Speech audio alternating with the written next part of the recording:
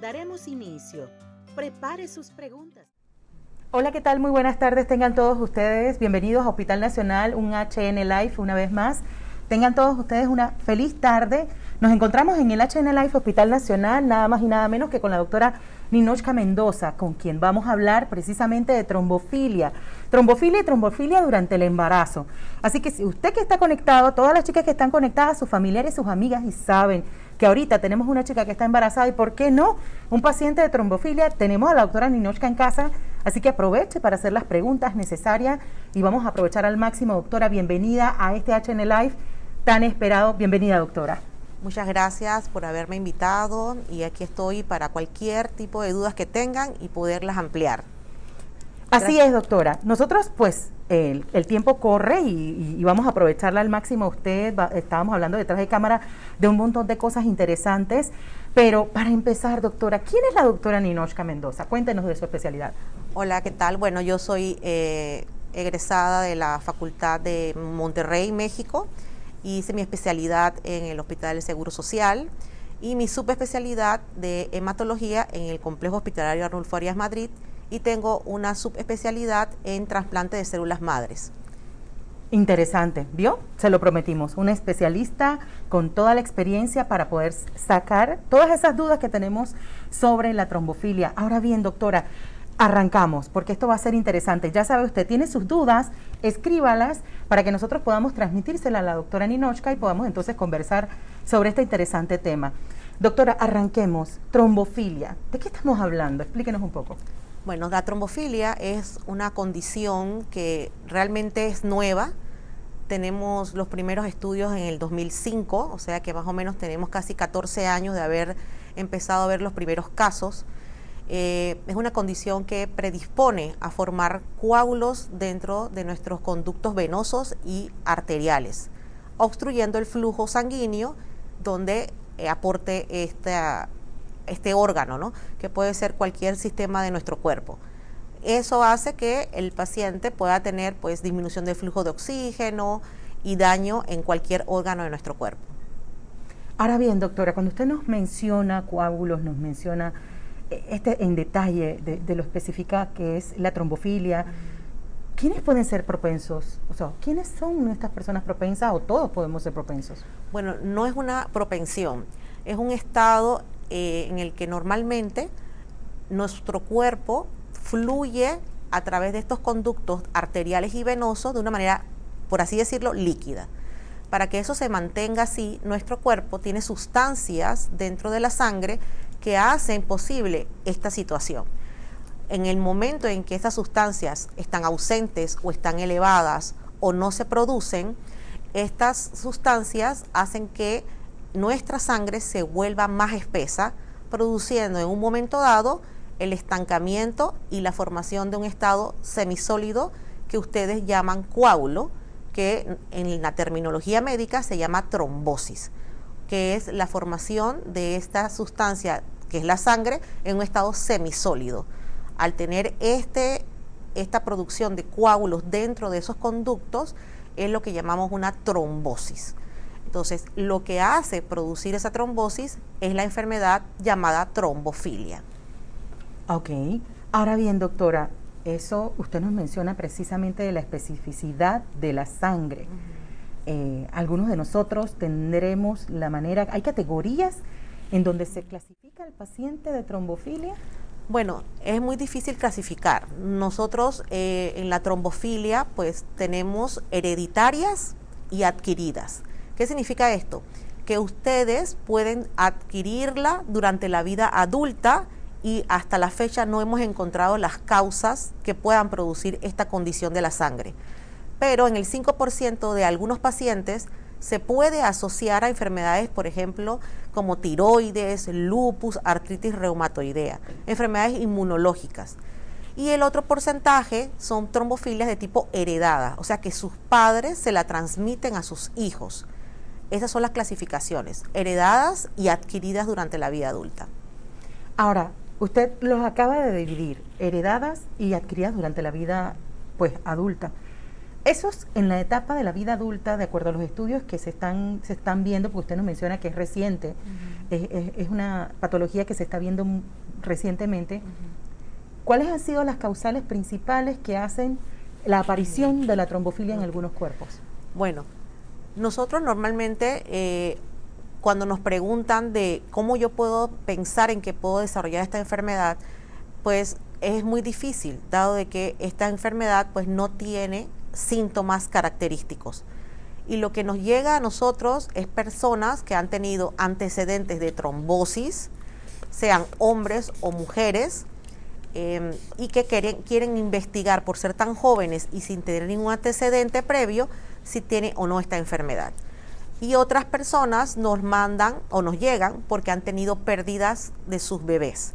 Entonces, actualmente para nosotros definir si un paciente tiene la probabilidad de tener esta enfermedad, por ejemplo, en mujeres, que es lo que más nos llega, siempre es referida por un ginecólogo por haber tenido una historia de 2 o más pérdidas en embarazos menores de 10 semanas o haber tenido una pérdida de más de 10 semanas sin una causa aparente, o que tengas en un hombre o una mujer un antecedente de trombosis previa. Es muy raro que nos llegue un paciente sin síntomas, sin trombosis, sin nada de antecedente previo, nos llegue a la consulta. ¿Por qué? Porque no tenemos ningún síntoma que nos alerte ante esta situación. Ahora bien, doctora, esta maravillosa explicación y de la manera más sencilla que nos realiza, nosotros muchas veces hemos dicho a familiares, compañeros, en el caso de los varones, las mujeres en general, de que tenemos la sangre espesa, que nuestra sangre es mucho más espesa porque la vemos azul o porque la vemos... Esto que hay alrededor de cuando uno se saca la sangre, extrae la sangre. Es una pregunta muy común. Siempre las personas piensan que el aspecto de la sangre cuando se la sacan en un laboratorio, principalmente, piensan que la sangre es espesa. Eso no tiene nada que ver si usted tiene trombosis o trombofilia. O sea, no es por el aspecto realmente de la contextura de la sangre. Eso no tiene nada que ver. Tiene más que ver con la parte de los glóbulos rojos, ¿no? Que da la consistencia. Si tienes mucha hemoglobina, pues tu sangre se verá más oscura, y si tienes la hemoglobina un poquito más baja, pues la sangre se verá un poquito más clara. Es más que tiene que ver con la cantidad de glóbulos rojos que tenemos en nuestro cuerpo. Ahora, doctora, y usted me dirá, mito o realidad, las personas que quizás tienen varices o que sus venas, o sea, la condición de nuestras venas pudiera tener algún componente o factor que intervenga. Por ejemplo, hay personas que tienen varices, pero también hay personas que mencionan siempre, no, mis venas son tan delgaditas que difícilmente pueden extraerlas o que se esconden. ¿Hay algo de relación? No, no tampoco. Normalmente, más bien, si tienes un problema de varices, que es un aumento en lo que es el aspecto, o sea, se engrandece la vena, y ustedes son las que ven en las piernas, estas personas que tienen, eso se llama insuficiencia vascular. Estas personas tienen mayor predisposición a formar trombos, y si tienes trombofilia, pues tu riesgo aumentará. La parte de si tienen las venas delgadas y que no pueden, tampoco tiene nada que ver con esto. Ahora, doctora, lo hablábamos al principio y también detrás de cámara. ¿Trombofilia tiene preferencias para varones o para mujeres? ¿O la estadística dice que somos igual? Iguales. Obviamente tenemos más casos de mujeres, porque lo que nos llega a la consulta son mujeres con pérdidas recurrentes fetales o prematuridad, o datos de que muerte fetal, o sea, el producto faltando 2-3 días para la cesárea o el parto, el bebé se muere. Entonces, eso se llama óbito fetal. Entonces, eso es lo que más nos llega, al igual que pacientes que tienen preeclampsia, que también está asociado a la trombofilia, es lo que más nos llega a la consulta externa. Normalmente los hombres, por no tener esta condición de embarazo, pues ellos nos llegarán más bien con, si es que nos llegan, con eventos más catastróficos. Por ejemplo, derrames cerebrales, trombosis pulmonares, trombosis venosas de las piernas. Entonces nos llegan más bien por estas causas. Entonces es menos lo que nos llega en este tipo de pacientes. Ahora, usted bien nos los ha mencionado, es totalmente silenciosa, no hay síntomas. Doctora, pero precisamente para no llegar a esa pérdida, en el caso, por ejemplo, de la paciente de embarazo o en el caso puntual, ¿hay algo que nosotros podamos hacer en un examen general que no hagamos anualmente? Bueno, realmente no hay ninguna... Los síntomas, cuando se preguntan como para atrás en historia, hay muchas personas que refieren tener dolores de cabeza continuos y que lo asocian a migrañas. Hay otros pacientes que refieren tener, por ejemplo, sensación de adormecimiento en las manos, en las piernas, o otros pacientes pueden tener entumecimiento y aumento de hinchazón de las piernas. Son las que a veces los pacientes pueden referir. No hay un estudio previo que uno pueda hacer realmente para definir si usted tiene o no esta enfermedad. Y regularmente lo que le decimos a las personas, que eso también lo tiene que ver ginecología, es que, bueno, obviamente las causas de abortos no todo el tiempo es trombofilia. Eso ocupa acá a porcentaje es el 20%, porque obviamente las causas de abortos que tiene que descartar el ginecólogo pueden ser genéticas, o sea, malformaciones genéticas principalmente es lo que puede uno tener, o hormonales. Entonces, eso lo tendría que descartar el ginecólogo y posteriormente el ginecólogo ver si es candidata o no a ser estudiada por trombofilia. O sea, no todo aborto es una trombofilia, pero si ya tenemos antecedentes, por ejemplo, en familias, eso hay que preguntar si la mamá también tuvo abortos o si en su familia ha habido eventos trombóticos en pacientes jóvenes. Bueno, entonces ya uno sospecha y ahí el ginecólogo nos la refiere. Doctora, cuando hablamos de trombosis, cuando hablamos, lo mencionábamos hace un rato, tema de derrames, puntualmente, ¿cómo se representa estos episodios trombóticos en el cuerpo?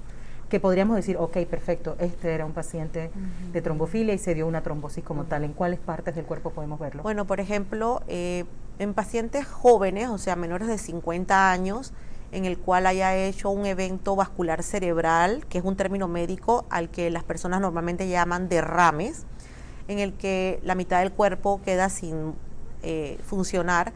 Esas personas jóvenes que no tengan, por ejemplo, antecedentes de hipertensión o diabetes, son personas que deben ser referidos a un hematólogo para estudiar si tiene la condición preexistente de una trombofilia. Igualmente, una obstrucción en la arteria pulmonar da un cuadro respiratorio súbito en el que el paciente tiene dificultad para respirar, llega al cuarto de urgencia, se le mide el nivel de oxígeno. Obviamente con esto del COVID, pues uno no va a saber si es una infección respiratoria por COVID o un tromboembolismo pulmonar, pues es otra manifestación que se evidencia por una tomografía. Igualmente puedes tener una hinchazón de una pierna, de una sola pierna, no de ambas, en el que se aumenta el volumen, te duele, se pone cambios de coloración, y con un ultrasonido Doppler que se llama para ver el flujo de sanguíneo de la vena femoral o de las que están arriba en el muslo, uno puede evidenciar la obstrucción del flujo que produce entonces esos síntomas característicos, ¿no? Que es el coágulo obstruyendo el flujo sanguíneo. Entonces las manifestaciones van a depender mucho de dónde se presente la trombosis. Si es en la pierna, como ya les expliqué, si es pulmonar, el cuadro respiratorio, si es un trombo a nivel de las arterias coronarias, que son las que le dan el flujo al corazón, pues es un infarto al miocardio, que ustedes conocen como un infarto, y esas son las manifestaciones agudas que nos hacen llegar y severas que nos hacen llegar a un cuarto de urgencia. Interesante, doctora. Ahora bien, usted lo acaba de mencionar, pudieran haber un número de pacientes que llegan con un infarto. Entonces, entenderíamos, o usted me corrige, entenderíamos que el paciente hipertenso pudiera ser una persona con esta... Bueno, es lo que hay que indagar. Por ejemplo, si tenemos un paciente hipertenso, obviamente lo primero que uno va a pensar es secundario a la hipertensión, pero hay que ver si el paciente además de eso tiene datos de cardiopatía, tiene datos de diabetes, que puedan explicarlo. Siempre lo que va a radicar en esto, aparte de tener antecedentes que puedan hacer una patología cardíaca tipo un infarto, es la edad de presentación. No es lo mismo tener un infarto a los 60 años, que puede ser por la edad y por la hipertensión o la diabetes mal controlada, versus que tengas un paciente de 40 años con un infarto a pesar de que sea hipertenso. O sea, por edad nos los van a referir para que lo estudiemos mejor. Acaba de mencionar un gran grupo de patologías y una de ellas, de las más populares, es el tema diabético.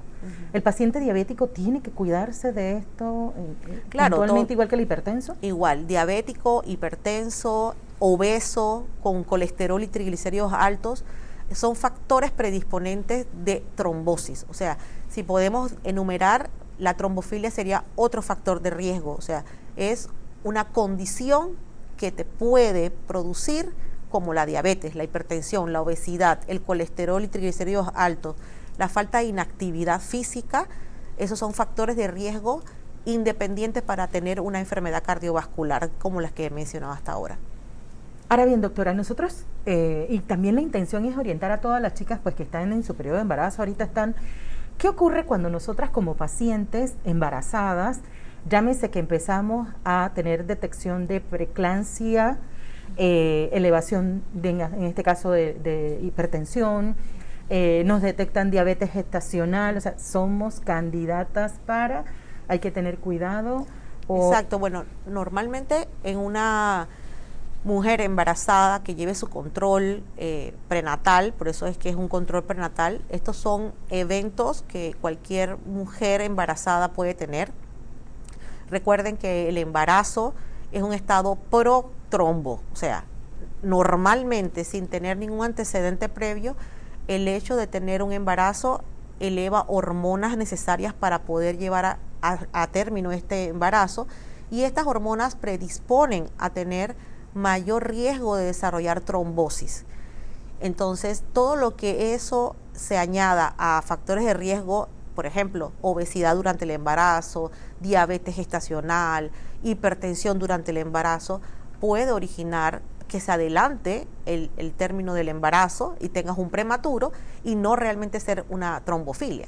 Pero obviamente si esa persona al final de su embarazo no llegó a término y fue un prematuro y desarrolló preeclampsia, el ginecólogo muy probablemente va a mandarnos a esa paciente para que podamos evaluar si esa paciente tenía, adicional a lo que tenía como antecedente, otro factor predisponente como la trombofilia. Ahora, doctora, maravillosamente usted nos ha explicado en qué consiste, cómo diagnosticamos, pero cuando entramos en el tema tratamiento, el paciente de trombofilia regular versus la paciente embarazada, ¿cómo manejan como especialistas?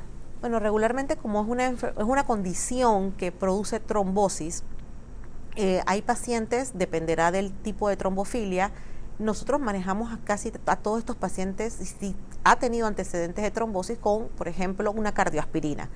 Si el paciente retrombosara de nuevo, o sea, se formara nuevamente un coágulo a pesar de que había estado con tratamiento anticoagulante y luego con aspirina, ese paciente ya quedaría de por vida con una anticoagulación, con un medicamento mucho más efectivo que la aspirina. En el caso de las embarazadas, por el hecho de tener ya el diagnóstico de trombofilia, por ejemplo, esa paciente, además de la aspirina infantil que se le da, le administramos heparina de bajo peso molecular, que es un medicamento que agua más la sangre. Entonces, en conjunto con la aspirina, ese paciente puede llegar a término su embarazo, porque lo que tratamos de hacer es aguar la sangre para que no se forme el coágulo.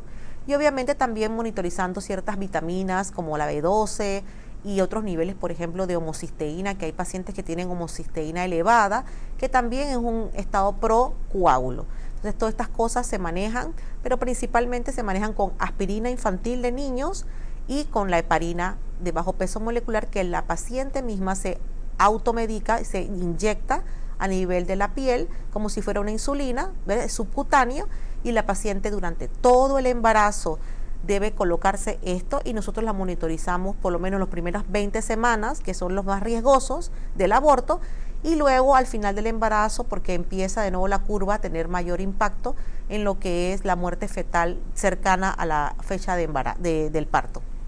Ahora bien, usted nos acaba de mencionar tratamientos, pero tratamientos que son indicados por el especialista, que en este caso es usted que nos acompaña. No le estamos diciendo a las chicas que están conectadas que corran a automedicarse con aspirina, ¿cierto? Correcto. O sea, ahí ese detalle, doctora, explíquenos para que no Sí, vayan a hacer que ellas ahora vayan corriendo a buscar aspirina. Chicas, escuchen.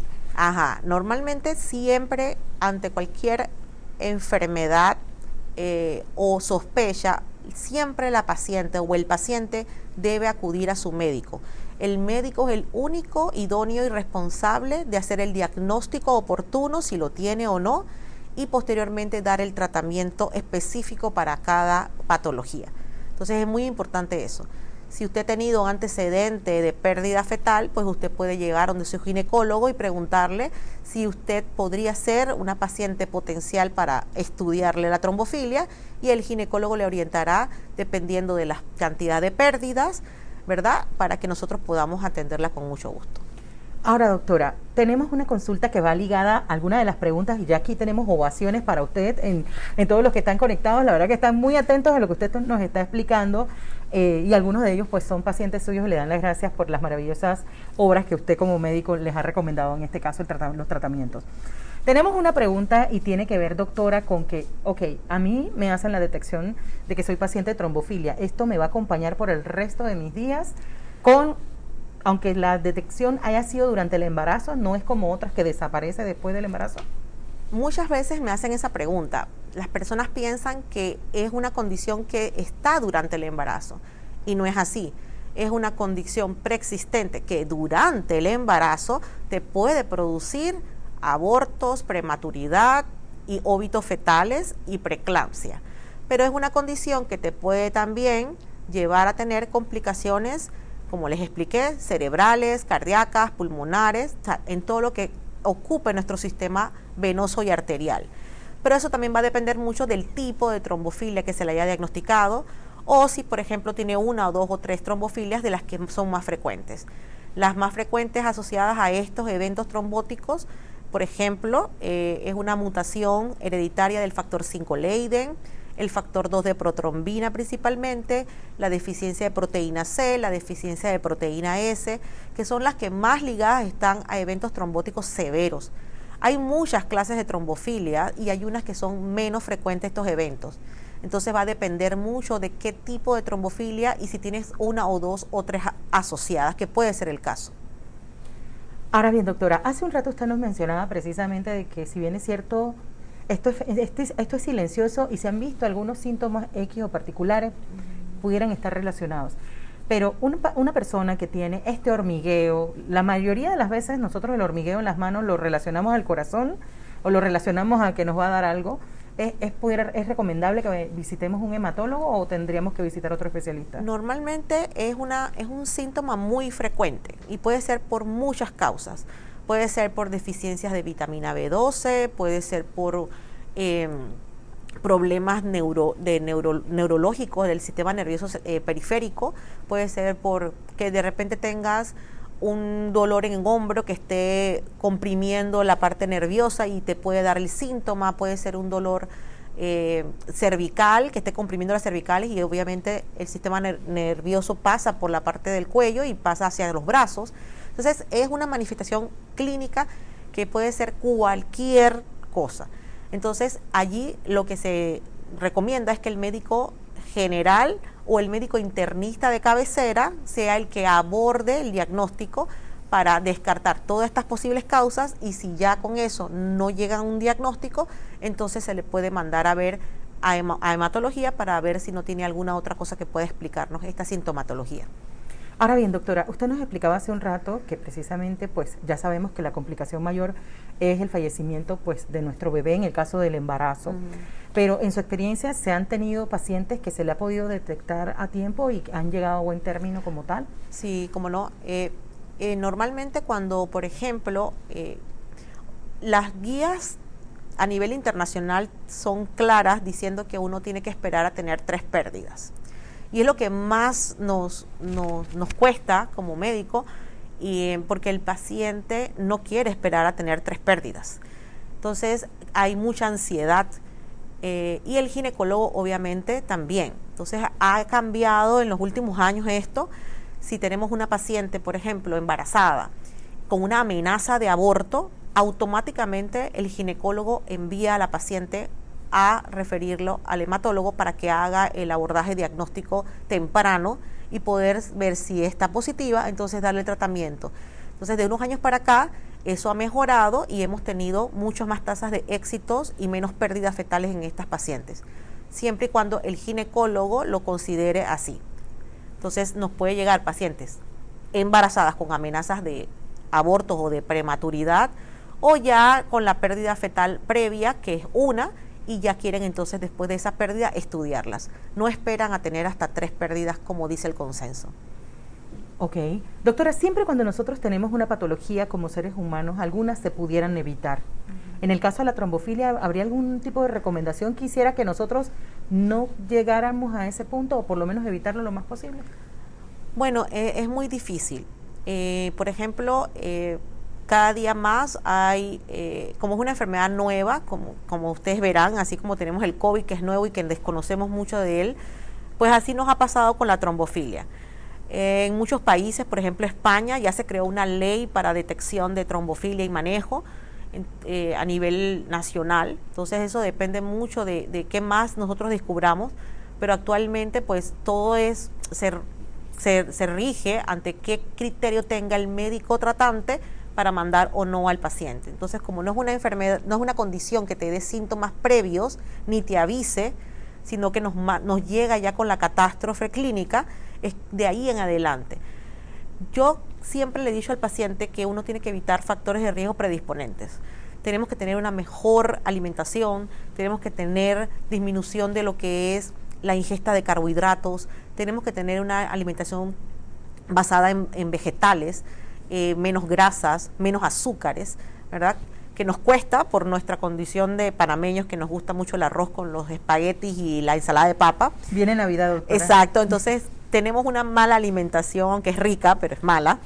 Tenemos obesidad, nosotros en Panamá tenemos un índice alto de obesidad y que este factor de riesgo único hace que muchos de nuestros pacientes que están actualmente con COVID pues fallezcan como un factor de riesgo bastante alto, la obesidad. Tener el colesterol y triglicéridos altos, a pesar de que puede ser delgado, hay personas con colesterol en 300 y triglicéridos en 400. Entonces, ese paciente delgado con colesterol alto tiene un factor de riesgo cardiovascular per se. E igualmente ahora Panamá ha cambiado mucho con este tema de hacer ejercicio. Usted ve la cinta costera y todos queremos hacer ejercicio en el Parque Omar. Perfecto, porque teníamos una mala costumbre de no tener ejercicio en actividad física. No le digo que se metan al gimnasio, y menos ahora en esta época, pero sí 30 minutos caminar en casa. La actividad física quita ese factor de riesgo.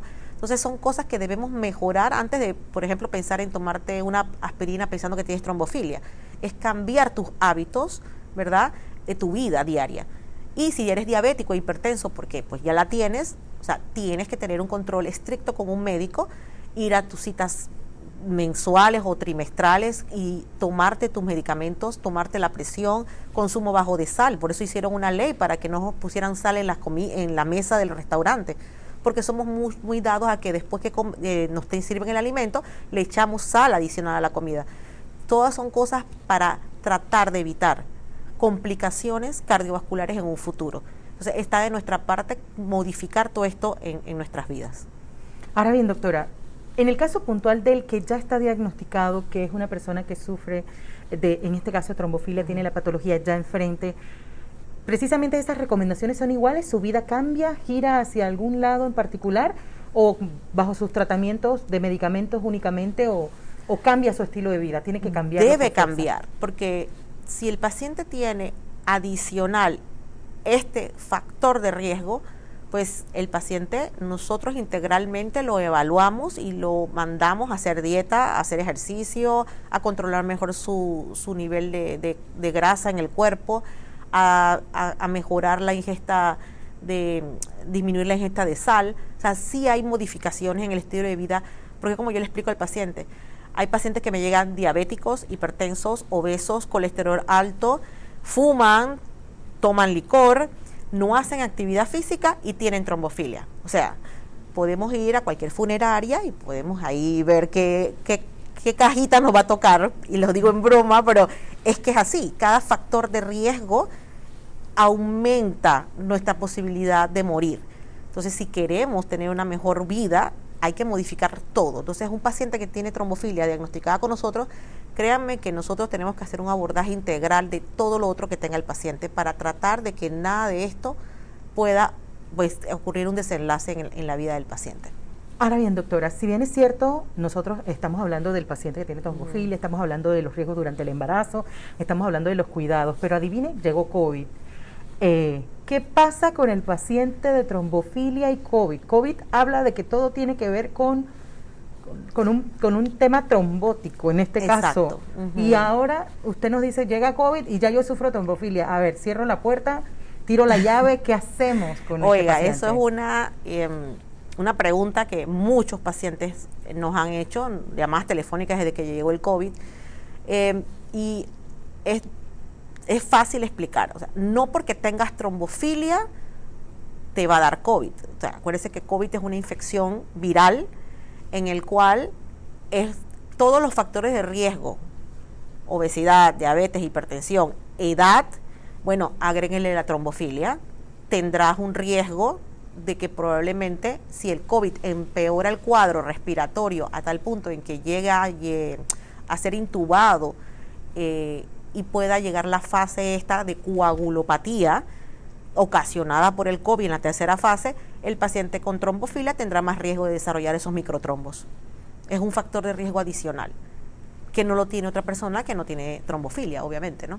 Igual, si yo tengo una paciente joven de 20 años, si no es hipertensa, no es diabética, está sana completamente, obviamente su riesgo va a ser menor de desarrollar alguna complicación post-COVID. No así un paciente que tiene todos estos factores de riesgo que he mencionado. O sea que la trombofilia es un factor de riesgo adicional en aquellos pacientes que tengan el COVID y que lleguen a esa etapa aguda y grave de esta enfermedad. Ahora bien, doctora, si bien es cierto, nos ha explicado en detalle, en la experiencia, ya pues usted lo menciona, ha tenido pacientes de trombofilia que se han dado. ¿Cómo ha sido el manejo de este paciente? ¿Cómo ha sido su experiencia? Casi todos los pacientes con trombofilia, la mayor parte han tenido uso de aspirina. Entonces, por ejemplo, cuando el paciente COVID ya es moderado, porque hay unos criterios para esto, y tiene exámenes que hablan de que tiene reacciones inflamatorias, por ejemplo, le hacen dímero D, ferritina, que son estudios que marcan la decisión de ponerse heparina o no. Eso es una decisión médica y es una decisión de segundo nivel. O sea, el paciente de COVID moderado va a estar en el hospital. Se le van a tomar estos estudios y si tiene los índices para poder tener mayor predisposición a trombosis, entonces se le dará heparina de bajo peso molecular para prevenir esto. Entonces, todo eso va a ser en el abordaje diagnóstico. Ok, te dio COVID, si tienes un COVID que va a requerir hospitalización, se te toman las muestras, y si tienes antecedentes como diabetes, hipertensión, obesidad, trombofilia, ese paciente va a ser manejado como prevención para formar los trombos, no antes. En un COVID leve, simplemente el paciente va a seguir las recomendaciones de quedarse aislado, hidratación, tomarse los antihistamínicos, el acetaminofén para la fiebre, ¿verdad? Y sus medicaciones que debe tener. O sea, si es hipertenso, su medicamento para la presión, su medicamento para el azúcar y su aspirina infantil. O sea, si está indicado en ese momento ese paciente. Interesante, doctora. Ahora bien, esto va relacionado con una de las preguntas que nos hacen en el grupo. Aprovechemos que la doctora está con nosotros. Estamos hablando precisamente de trombofilia. ¿Vieron qué interesante es? Como lo habíamos prometido, la doctora Ninochka Mendoza con nosotros, hablando de trombofilia y embarazo. Ahora bien, doctora, si bien es cierto, hemos visto que COVID se comporta de diversas maneras, pero, por ejemplo, una de las chicas nos pregunta por acá, si ya el paciente le dio COVID, en este caso positivo, la persona pues tiene trombofilia, ¿qué tal ha sido su experiencia en tema de secuelas? Hemos visto que las secuelas de COVID pueden ser variantes. ¿Ha habido algún componente que ha dejado hemos secuela? visto, hay secuelas post-COVID. De hecho, ya hay una clínica post-COVID que está, creo que está en la Policlínica Calle 25, que ya se empezó a ver. Es muy pronto, pero sí hemos tenido pacientes, por ejemplo, con manifestaciones neurológicas, manifestaciones pulmonares. Entonces, son cosas que ya están en la palestra, o sea, que ya se están viendo. Tenemos que evaluar al paciente en la parte hematológica, cómo quedaron las plaquetas, cómo quedaron la parte de la coagulación, o sea, todo eso está en estudio, pero sí ha habido alteraciones hematológicas post-COVID que hay que vigilar en pacientes que han tenido esto. O sea, va a faltar mucho tiempo y obviamente estamos viendo todas las cosas y que cada cosa nueva uno la ve y la busca, porque sí, o sea, es muy difícil en estos momentos decirte exactamente qué es lo que va a pasar. Pero sí, sabemos que un paciente que ha sido COVID y, por ejemplo, va a ser operado de una cirugía cardiovascular de corazón abierto, ese paciente tendrá que ser evaluado mucho mejor por hematología, porque hay que ver cómo está su estado de hipercoagulabilidad y cómo quedó la parte pulmonar de este paciente. Entonces son cosas que ya vamos aprendiendo a través de este tiempo, pero sí, nos queda mucho por aprender, pero vamos a estar siempre anuentes a lo que sale a nivel internacional y lo que podamos nosotros ver como médicos y alertar a la población.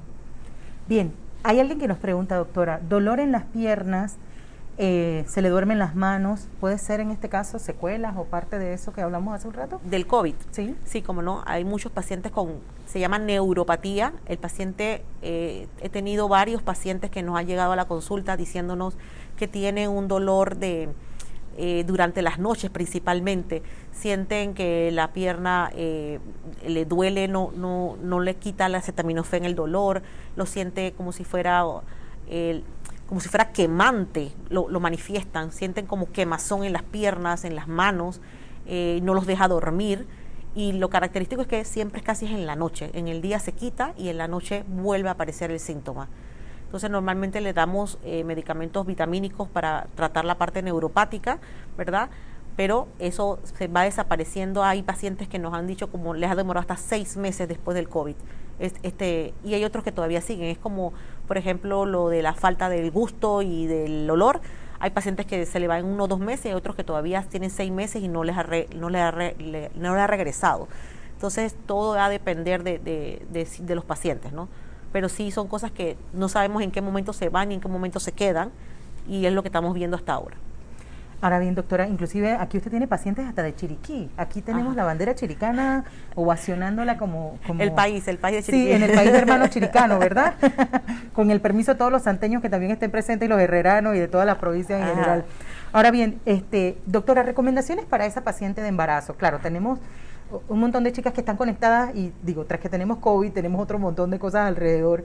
Esas recomendaciones, porque precisamente iba en esa línea de recomendaciones a la chica que está embarazada, que mantenga sus cuidados, y usted como hematóloga durante el embarazo, obviamente. Aquí las embarazadas, todas las embarazadas, tengan o no tengan trombofilia, deben tener mucho más cuidado. O sea, COVID y embarazo es un tema amplio, es un tema de mucho riesgo. Entonces debemos cuidarnos mucho más, uso mascarilla, uso de la careta transparente, porque nos hablan de que hay mucho menor propensión de adquirir el COVID si tenemos adicional la careta de plástico. Lavado de manos es esencial, no se toquen la cara, alimentarnos adecuadamente, dormir las 8 horas.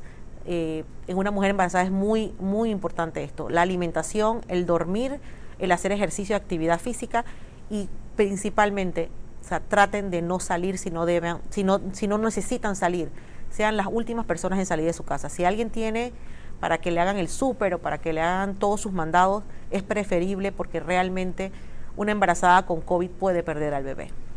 Así es, doctora. Y bueno, aprovechando que usted pues está en la línea de hematología, doctora, asociado a otras enfermedades de la sangre y trombofilia, ¿qué tal ha sido su manejo? ¿Qué tal ha sido su experiencia en cuanto a precisamente la trombofilia? ¿Se lleva, no se lleva con otras patologías o complica más el escenario?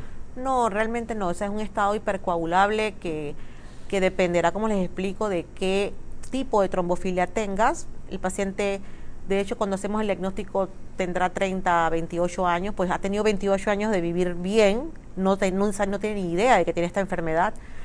Es lo único que hace esta enfermedad es que es un factor de riesgo, como decir, ahora eres obeso. Bueno, es un factor de riesgo predisponente para. No interfiere en ninguna otra cosa de ninguna enfermedad, solamente es que adiciona un riesgo cardiovascular en el paciente. Ahora, doctora, hace un rato usted mencionaba que una de las chicas estaba preguntando, que me imagino también va a ser de interés para todos, mencionaba en la clínica post-COVID en calle... ¿En dónde calle 25. Ubicada? Está en calle 25 del Seguro Social. Ahí está, no recuerdo cuál es el nombre exacto de la policlínica Valdés, no me acuerdo. La calle 25 le dice la que es el Marañón, la que está en Caledonia, pero está la 5 de mayo. Ahí está la clínica post-COVID. No sé si ya arrancó, pero sí ya está disponible, porque obviamente tenemos que empezar a ver los pacientes con secuelas después de estos 7, 8 meses que hemos estado, ¿verdad? Ok. Doctora, mito o realidad. Esta pregunta tengo que hacérsela, es necesaria. Usted sabe que nosotros los panameños estamos llenos de diversas creencias. ¿Qué hay de cierto que el vinagre agua la sangre? Ay, Dios. Bueno, a ver, pues no hay nada científico real para eso. Cuando hablan de aguar sangre, por ejemplo... Se lo digo porque nuestras abuelas cuando estamos en el embarazo nos prohíben comer vinagre, ensaladitas de mango, todo lo que tenga vinagre, porque dice que nos vamos eso a es aguar la mito. Por ejemplo, hay cosas naturales que sí aguan la sangre, o sea, el del término aguar, de que más bien no aguan, sino que puedes tener sangrados, es por ejemplo el jengibre. Ahora que todo el mundo toma jengibre con limón para el COVID, bueno, hay pacientes que nos han llegado sangrando, tanto por mucosas, o sea, por nariz, por el cepillado de dientes, porque el jengibre, si ustedes buscan, tiene naturalmente eso, aguar la sangre, tiene efecto a nivel de la hemostasia.